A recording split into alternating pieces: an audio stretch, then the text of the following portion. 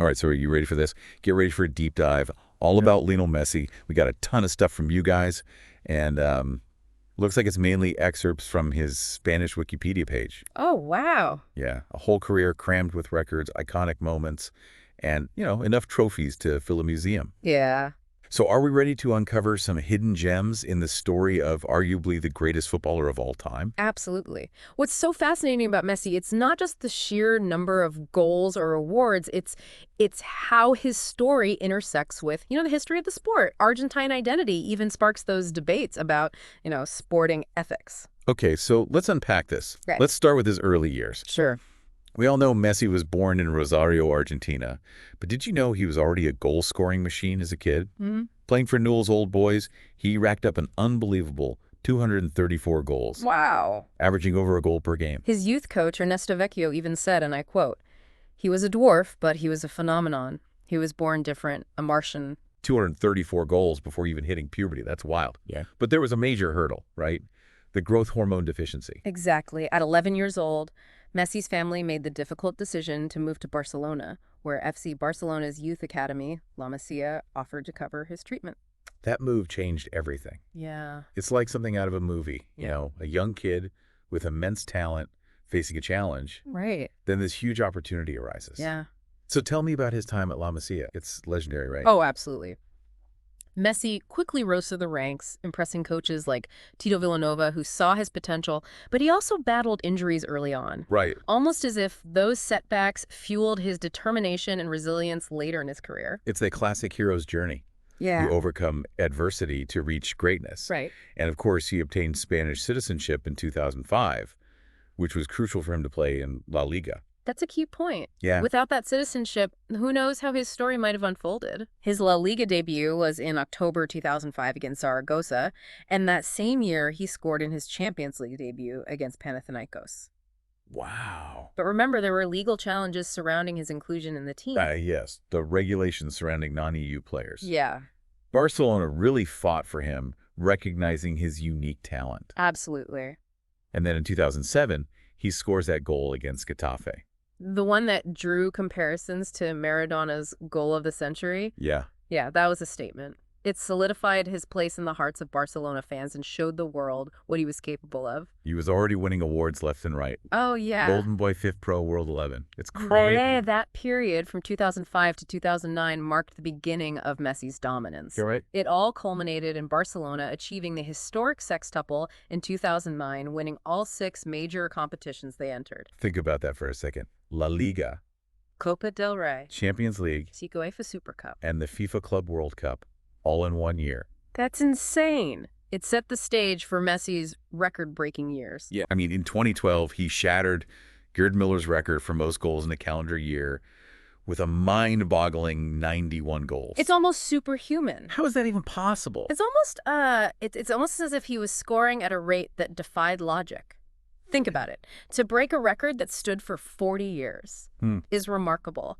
It wasn't just about individual brilliance. Right. It was his positioning, his movement, his ability to find space in the most congested areas. And it wasn't just a flash in the pan. Right. He went on to become Barcelona's all-time top scorer in La Liga, surpassing Cesar Rodriguez. Wow. And then he became the highest-scoring Argentinian player in history, Yeah. surpassing even the legendary Di Stefano. It's not just about the numbers, though. It's the way he achieved them, his style of play, his dribbling skills, his vision. Right. It was mesmerizing. People weren't just watching to see if he'd score. Right. They're watching to see how he'd score. Yeah. It's like watching a magician on the pitch. And then there were the Ballon d'Or awards. Oh, yeah. 4 in a row. From 2009 to 2012. No one had ever done that before.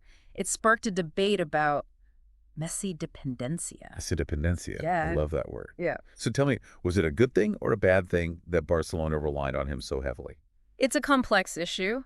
Some saw it as a weakness, while others saw it as a testament to his ability to carry a team. Right. It's a question that follows him throughout his career. Yeah. Is a team stronger because of him, or are they too reliant on his individual brilliance? It's like that age-old question. Yeah. Individual talent versus team cohesion. Right. But Messi didn't stand still. No. He shifted back to the right wing, forming the devastating MSN trio with Suarez and Neymar.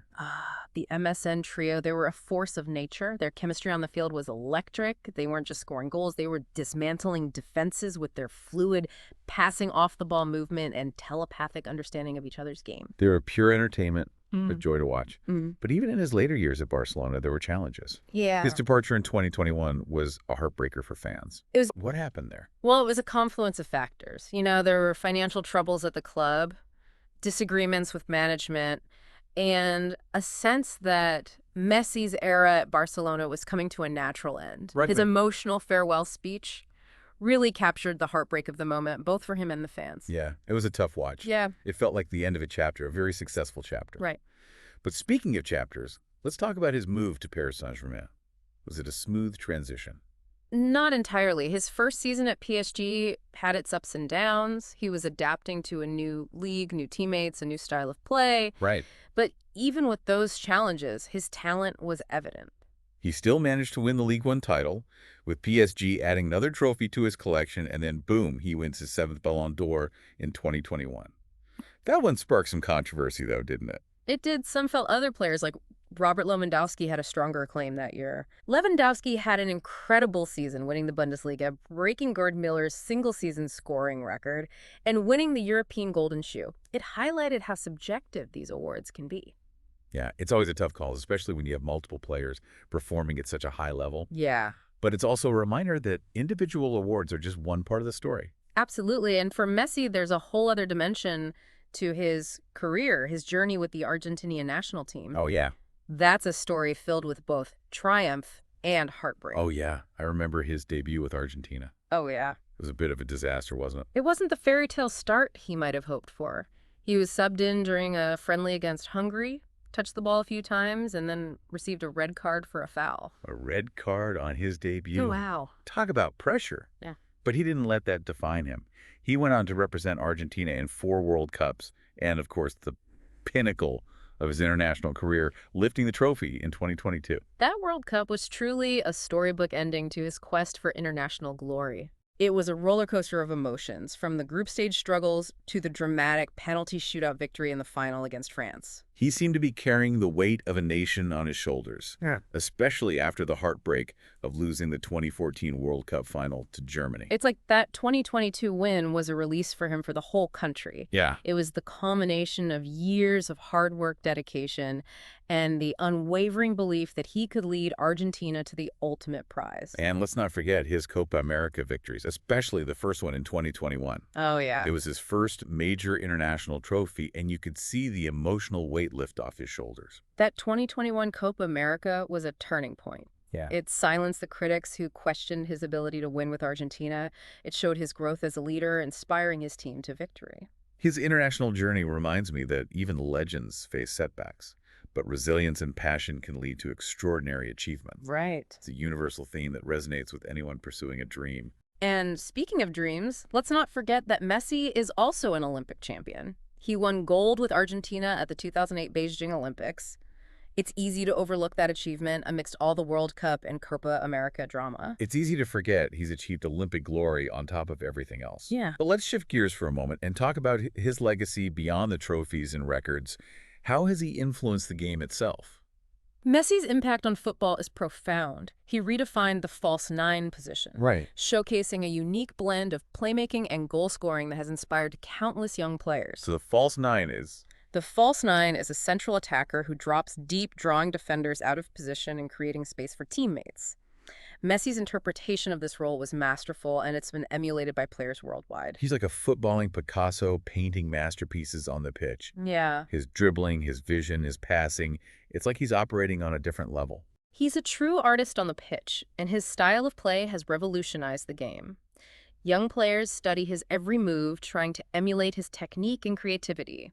His influence on a generation of footballers is immeasurable. And he's a global icon, too. His endorsements and philanthropy work extend far beyond the football field. Absolutely. He's involved with various charities and has partnered with major brands like Adidas. Yeah. He's become a symbol of excellence, not just in sports, but also in terms of brand recognition and social influence. Right. But of course, his public persona hasn't been entirely without controversy. Right, there's that tax evasion case a few years back. Yes, that was a significant legal challenge he had to navigate it. Highlighted the complexities of fame and fortune, even for someone as seemingly greatest athletes are human and can make mistakes. It's important to acknowledge that even our heroes have flaws. But overall, Messi's legacy is one of incredible talent, dedication, and a genuine love for the game. His story is still unfolding, and it's a story that continues to captivate the world. Okay, so we've gone from those early days in Rosario all the way to his current stint in Miami. We've talked about records, those magical moments on the pitch, the highs and lows of his international career. But there's one detail in your research that I just have to bring up. Hmm. 1,000 goals. It's a staggering achievement, isn't it? I mean, Messi joined that elite group of players who've scored over 1,000 goals in their careers back in 2018. It speaks to his longevity, his consistency, and just his pure love for the game. 1,000 goals. That's like scoring a goal every other day for 6 years straight. Wow. It's almost hard to comprehend. And those goals come from every stage of his career. Youth teams, senior teams, even those exhibition matches. To reach that milestone takes a level of dedication and talent that's almost unheard of. So where does Messi's story go from here? He's 37 now, playing in MLS, but clearly still has that magic touch. What do you think the future holds for him? It's hard to predict, isn't it? But I think it's safe to say that Messi's hunger to compete and win hasn't diminished. Right. Whether he stays in Miami, makes a surprise return to Europe, or takes on a completely new challenge, I have a feeling he'll continue to defy expectations. I agree. And his move to MLS has already had a huge impact. Who knows? Maybe he'll help grow the sport in North America in a way we haven't seen before, leaving a lasting legacy that extends far beyond his playing days. And who knows, maybe there are a few more records left for him to break along the way. Wouldn't that be something? So we've taken this deep dive into the world of Lionel Messi, exploring all the different facets of his career, the triumphs, the setbacks, the controversies, and the enduring legacy he's building. Right. What stands out to you the most? What's the biggest takeaway for you? For me, it's the reminder that greatness isn't solely about talent. It's about relentless hard work, resilience in the face of adversity, and an unwavering passion for what you do. Messi faced challenges and doubts throughout his career, but his love for football always shone through, and that I think is a powerful lesson for all of us, no matter what our goals may be. Beautifully put. This deep dive has only scratched the surface. Yeah. There's so much more to discover. Articles, documentaries, interviews, all those magical goals captured on film. Right. Go watch those highlights, explore the controversies, delve into the tactics and techniques, Yeah. form your own opinions about this extraordinary player, and consider how his journey resonates with your own life. Yeah. It's a story that offers valuable lessons about ambition, perseverance, and the power of chasing your dreams no matter how big or small. Absolutely. That's a perfect note to end on. Thank you for joining us on this incredible journey through the career of Lionel Messi. Until next time, keep exploring.